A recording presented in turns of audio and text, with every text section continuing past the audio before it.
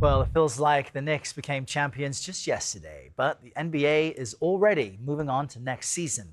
The first round of the NBA draft was held last night in Brooklyn, and after weeks of speculation, the Washington Wizards selected BYU forward AJ Dybantsa with the first overall pick. Kansas guard Darryn Peterson went second to the Utah Jazz, and the Memphis Grizzlies picked Duke's Cameron Boozer third. For more on the draft and analysis, we're joined by Derek Parker. He's the publisher of NBA Draft on Sports Illustrated. Good morning and welcome. So what should we all make of the Wizards' pick of Dybantsa? I know he's described as a generational talent. So what is it the Wizards see in him?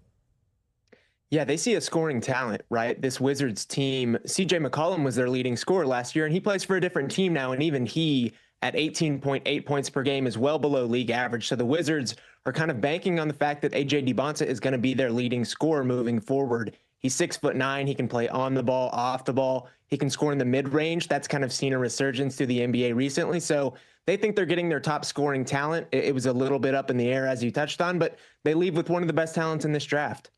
And what about the Grizzlies choosing Peterson? And what about Boozer? Rather than choosing stars, it seems as though they're going more with your kind of traditional overall choices.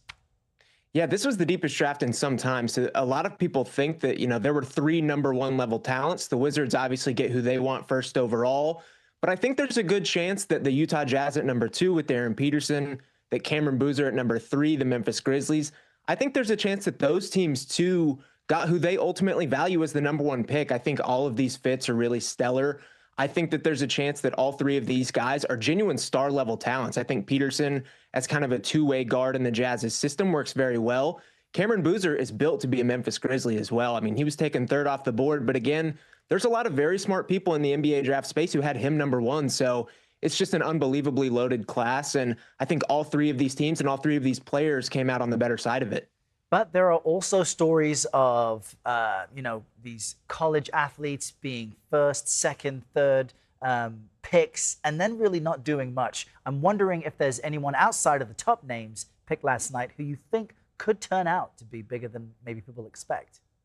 Yeah, Zuby Ejiofor was drafted to Atlanta at number 23. He has just been one of my favorite players to cover in basketball in general. I mean, he is just a guy that you want to root for.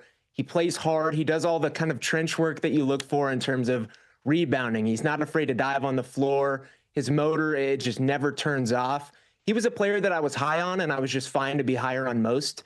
And then he ended up being drafted around, where I had him ranked. So he's so fun to root for. He got drafted to the Atlanta Hawks. They needed a big like this. So I think it's a great fit, and I'm super excited to keep watching Zuby Ejiofor play basketball. Yeah, no, awesome. Awesome to chat with you about this. Derek Parker, thanks for being with us, joining us from Oklahoma City today.